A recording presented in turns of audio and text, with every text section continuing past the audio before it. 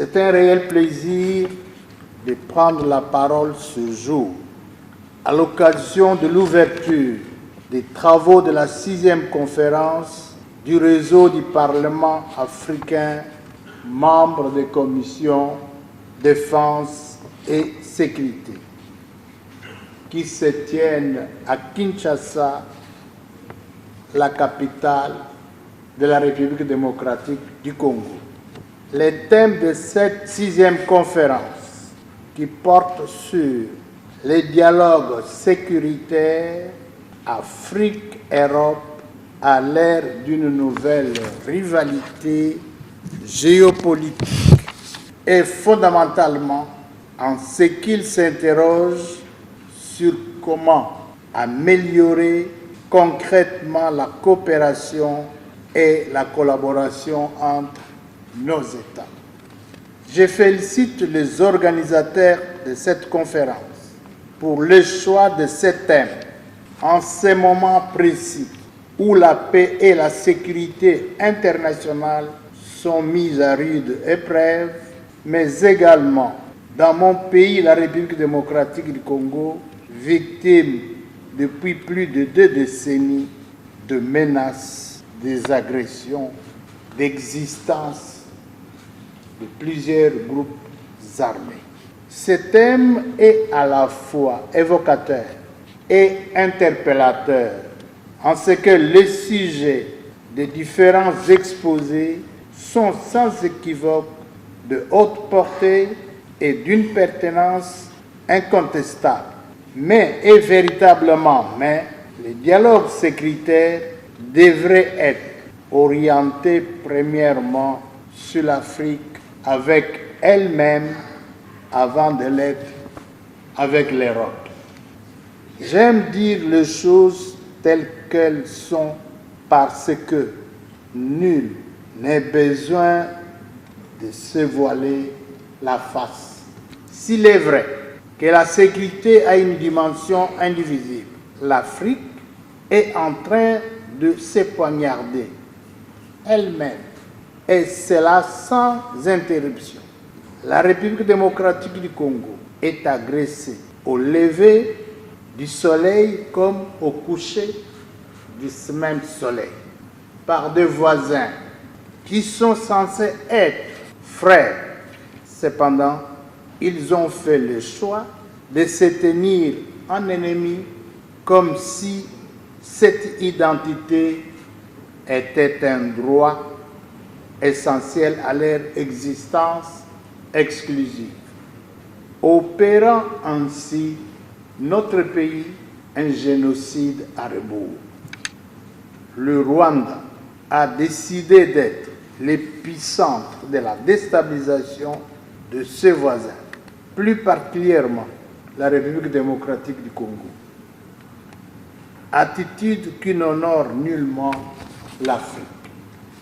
Les dirigeants de cette nation s'en prennent au fondement et à l'existence même de la République démocratique du Congo. Cet activisme de nos voisins est à la base de plus de 5 millions de morts, des milliers de déplacés internes, des femmes violées, des massacres de tous ordres, un génocide ignoré par la communauté internationale. Tous ces crimes odieux restent dans la mémoire collective des Congolais et des Congolaises de la République démocratique du Congo et qui ne sauraient être oubliés. Lors de la 11e conférence des présidents des parlements nationaux et régionaux organisée par le Parlement panafricain à Johannesburg en Afrique du Sud, du 1er au 2 septembre 2022, le Parlement congolais a indiqué que l'intégration africaine, la zone de libre-échange et la sécurité sont de vieux pieds. Si la RDC, avec ses potentiels, reste victime d'agressions de la part de ses voisins, ainsi les rêves du panafricanisme vantés par Kwame Nkrumah, Patrice Emery Lumumba, Nasser et tant d'autres est loin de devenir une réalité. Face à ces tableaux lugubres, je vous exhorte à aborder toutes ces questions dans les prismes de la thématique de cette conférence et de déboucher sur des conclusions solides et atemporelles. Les générations d'aujourd'hui et celles à venir vous en seront gré. Sur ce, je déclare officiellement ouvert les travaux de la 6e conférence du réseau des parlements africains membres des commissions défense et sécurité. Je vous remercie. Il faut retenir d'abord, moi-même j'ai été surpris de l'initiative et de l'organisation de la 6e conférence de commission défense et sécurité en République démocratique du Congo.